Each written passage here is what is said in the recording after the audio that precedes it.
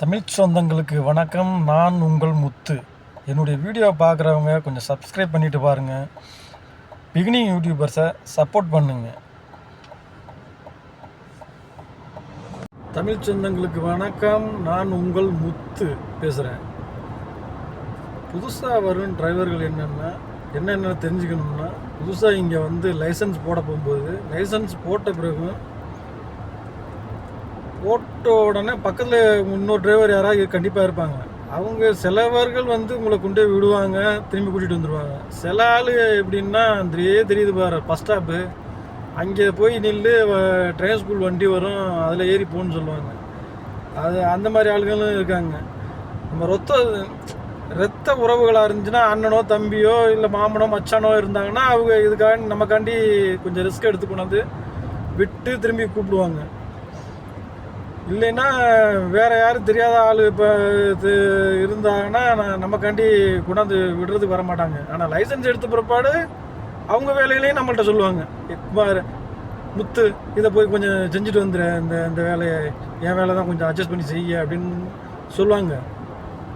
எடுத்த பிற்பாடு எடுக்கிறதுக்கு கொண்டு போய் விட்டு கூட்டிகிட்டு வர மாட்டாங்க. அப்புறம் நீங்கள்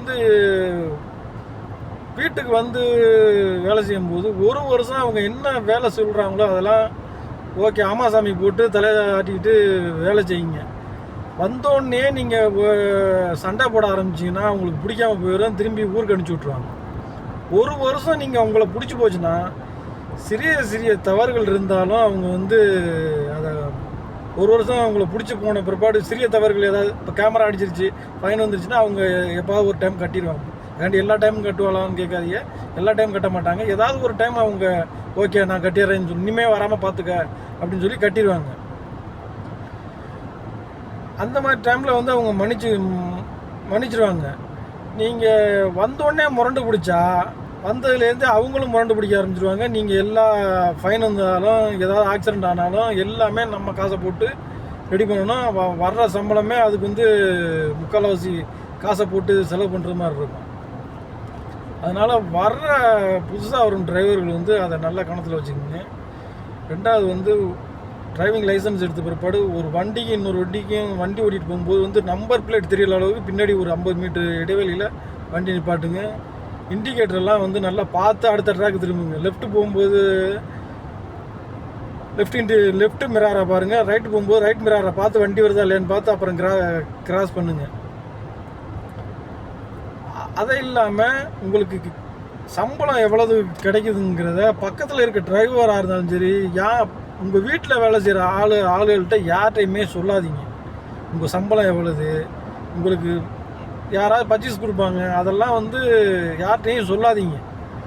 ஏன்னா உங்கள் வீட்டில் என்ன நடக்குதுன்னு பக்கத்தில் டிரைவர் என்ன பண்ணுவான்னா, உங்களை எப்படியாவது காலி பண்ணிவிட்டு வேறு ஒரு டிரைவர் எடுக்கிறதுக்கு பார்ப்பான் அவன்.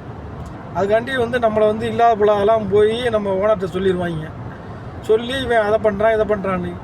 இதில் அனுபவம் என்னுடைய நண்பர் ஒரு வீட்டில் வேலை செஞ்சாப்புல. அவர் ஊரில் நல்ல பயங்கரமான டிரைவர். இங்கே வேலை செய்யும்போது என்ன பண்ணார்னா, பக்கத்தில் இருக்க டிரைவர் நாங்கள் இன்னும் இங்கே புதுசாக தான் வந்தார் டிரைவர் வேலைக்கு. அவர் வரும்போது என்ன சொன்னார்னா, லைசன்ஸ் எடுத்த பிறகு லைசன்ஸ் கொஞ்சம் லேட்டாக போடுறேன்னா கபில் சொல்லியிருக்காப்லன்னு நினைக்கிறேன். லைசன்ஸ் எடுத்து கொடுக்கல, ஒரு 6 மாதம் ஆச்சு. ஆனால் வண்டி ஓட்டிகிட்டு இருக்காரு, லைசன்ஸ் இல்லாமே வண்டி ஓட்டிகிட்டு இருக்காரு. பார்த்துங்க, ஓட்டிகிட்டே இருக்காரு. அப்போ லைசன்ஸும் எடுத்து தரமாட்டாப்புல, ஒன்றும் தரமாட்டாப்புல. கல்வி இந்த வேலை இல்லைன்னா நான் ஊருக்கு போய் வேலை செஞ்சுக்குவேன் அப்படின்னு பக்கத்தில் இருக்க டிரைவர்கிட்ட சும்மா ஆதங்கத்தில் சொல்கிறது தானே, போகணுங்கிற எண்ணம் இருக்காது, ஆனால் ஆதங்கத்தில் சொல்லிட்டாரு.